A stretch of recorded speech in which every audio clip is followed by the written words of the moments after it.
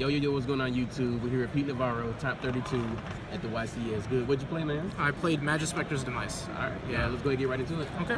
The deck count was 43. I added a card last minute, and it kind of worked out really well. So, to go into the deck list, I played 3 Bumbuku, Magispector, aka Bunquiqui.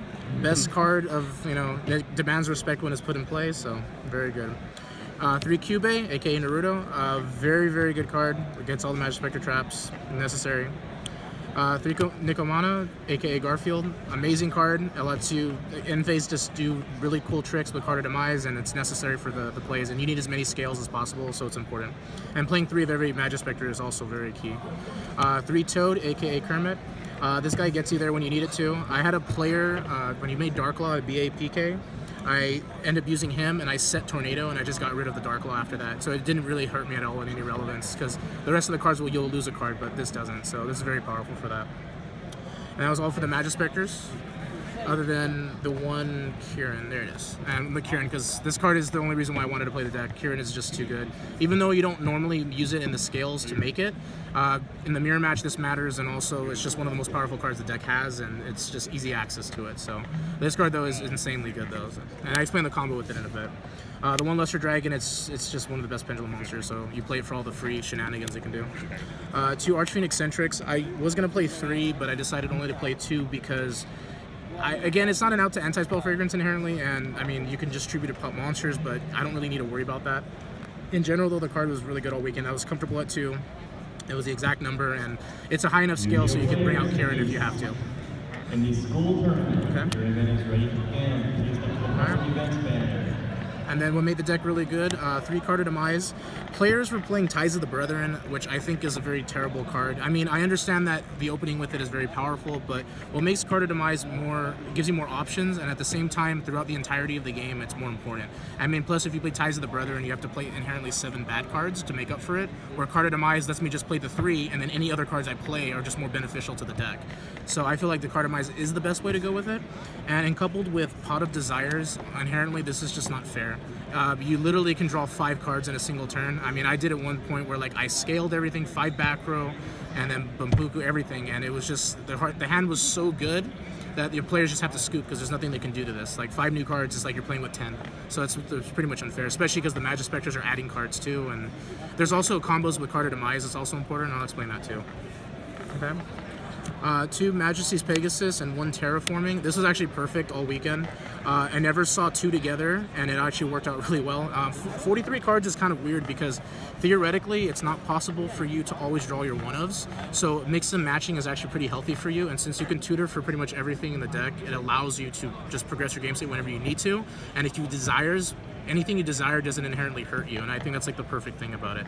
And this was great all weekend. So Majesty's Pegasus is just an unfair card as a result. My 43rd card was Twin Twister. This was probably a really, really solid choice. I don't deny ever playing it.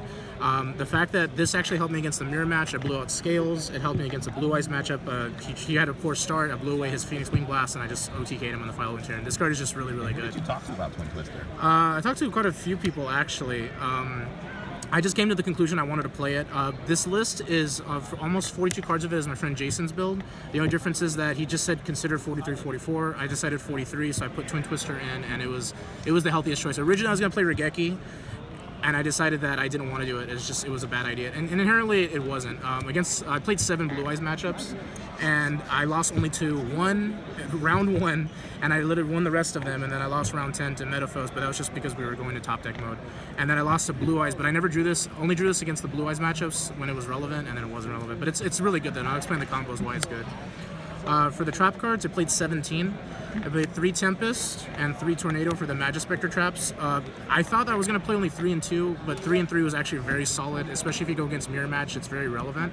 And against Blue Eyes, if you just keep shutting down the alternative with Tempest, it's basically 1 less soul charge target and 1 less return target. So they actually have to do more plays in order to do it, and then that's why Tornado just cleans up the work with the rest of it.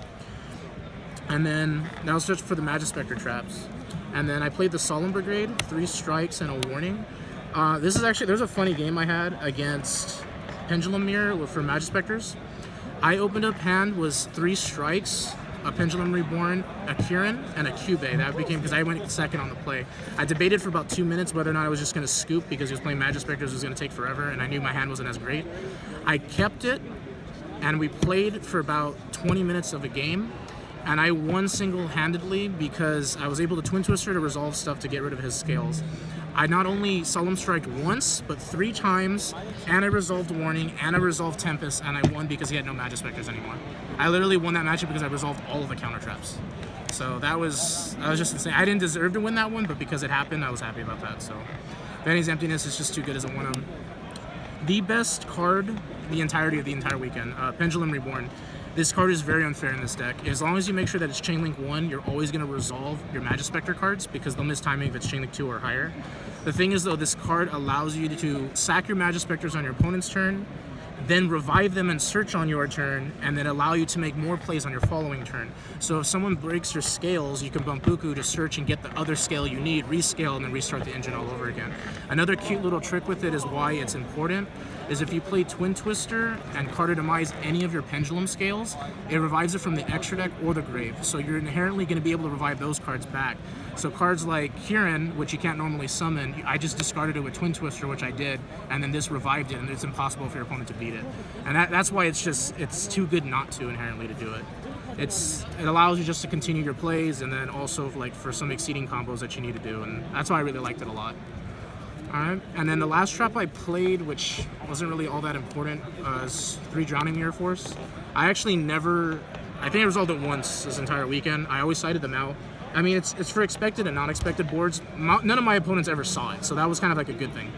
So I didn't really care for it, and also I'm not really worried about it staying in the deck, so I can always switch it in and out, and that's what helps about it. Especially if I desire it, I really don't care. So, alright, on to the extra deck. Played 1-0 Dinosaur Power. This actually won me a match against a Blue Eyes matchup for round 8, and because of it I was able to get top 32, and I basically protected my scales, locked them out of Twin Twister, and then just kept resetting the scales again with all the Magispectors. I just won from there. This card is ridiculous, especially because it protects your Magispectors, so you don't inherently have to use your trap cards immediately on them, and it's just insane for that card. Ignister, it's just good. It's always going to win you games. Totem Bird, very, very good. This deck can inherently make it, that's why it's powerful, and then negating like mirror matches and anyone that relies on scales and spells, you're just going to win. Breaksword's kind of in the same theory, deals with floodgates, allows you to go for OTKs in games and stuff like that, and just basically a safety, and that's why you play it. Nightmare Shark, I only made this once the entire weekend, and it beat me against a Blue Eyes matchup. He was at 1900, he had already committed the board, he had a set return, flips it. Once he had no back row, I was guaranteed to win, so I just used this and then just attacked for game. Only time I made it, but it was relevant enough that it won. One Acid Golem. The reason why I play the Acid Golem is because the 3000 matters for winning an OTK for someone. So I pop it with Purple Trapeze Magician. And because I used this happened a lot this weekend. I did it twice, and I just attack for game. I beat an Infernoid player with it, and I also beat the Blue Eyes with it. So it was important that these were together. And plus you can pop your opponent's cards on their turn, so that's also relevance to it too. Dweller, I never made this weekend. I actually don't even know why I played it. I have an amazing Burning Abyss matchup, so I don't even honestly know why I played it. It probably would be a Steelsworn Roach in the long run, but I mean, it's there if you ever come to that situation. So, Lightning Chidori, one of the best rank 4s you can make, and because this deck has wind, it's the best way to use it, and this is very good. So, Diamond Direwolf and Castell, I didn't make these, but you have to play them because they're very good cards. So, playing the Utopia package. This is good. You have to play it just in case the situation arises for it. You don't always do it, but it's important for a reason, though. And then the last thing I played was I played a Sided Exceed Universe, and these are the 2 targets I played, Diamond and Giant Trainer. Again, I don't have any difficult matchup against BAPK, and I actually resolved this, and it's pretty sad. Game 2 that I played, I 2'd the BAPK player because he had Beatrice out. Well, first he had Dante, then he Tour Guides, and then he's able to exceed into having another Breaksword. I think he had to play, yeah. And then he makes Beatrice. So then what I do is I Exceed Universe's 2 cards into Giant Trainer. So he doesn't know what to do at that point. So what he does is that he Desires, and then I end up decking him out because he only has 1 card left in deck. So this card inherently is like, it's unfair. And then also you just detach and just draw a card. And then against Diamond, it's also good if they make 2 Dantes or a Breaksword or whatever, and you use their materials and they can't add. So this just shuts them out of everything. That's inherently why you play it. Now onto the sideboard. I side decked triple Barrier Statue of the Stormwinds. This card is amazing. It's pretty much allows you to control the state of the game. There is very few outs to this. I mean, other than the standard like Book of Eclipse, Swords of Concealed Light, just the generic outs that are for any like Vanity's Fiends. What makes this better though is that it can't be kaiju'd inherently only by the wind, the butterfly, and no one's playing the butterfly, so therefore this automatically is one of the hardest monsters for the decks to deal with. So it's just a small level 4 wind that just gets you in there. All your guys are wind spellcasters, so it doesn't affect you at all. And this comboed with any Magispector in back row prevents you from being like assaulted in any way, and this is actually really, really good. To Leeching the Lights, this was for Blue Eyes. I actually never resolved it this entire weekend. Probably going forward, I'd still probably use it. I'd probably take out maybe one of the statues, but this actually was very helpful in the fact that it's just if you make a big board, they have a Blue Eyes, you OTK them. It's just everything's over 3k plus and they're going to lose. That's why it's there.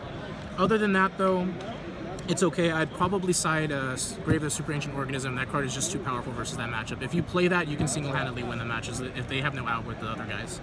I cited Soul Drain. This is actually really good. I beat all my Blue Eyes matchups because of it, because it couldn't resolve their White Stones.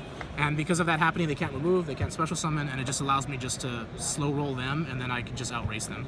This card was good. It gets also good for BAPK and also for water, because this deck has a difficult time against that, because blowing your entire back row it happens very fast against literally against the Atlanteans. So, alright. And then I played 2 Full House, aka Bob Saget, because this card is beyond, like, I blew out all my mirror matches because of it. And my opponent, he actually went first on a game.